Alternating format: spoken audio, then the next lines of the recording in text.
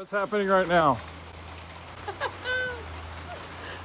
Is it raining anywhere else in your neighborhood?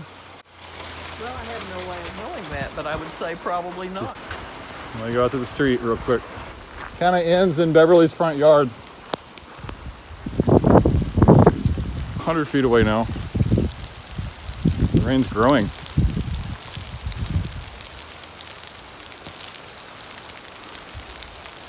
But not over there. Just right where I watered. And that's kickstarting something. I just charged up the deciduous trees. What happened here today was something I really didn't think was quite possible. It took a 102-degree day and then made rain right over this property. It's happening as I'm filming this at about 4:30 in the afternoon. Now it's heavy.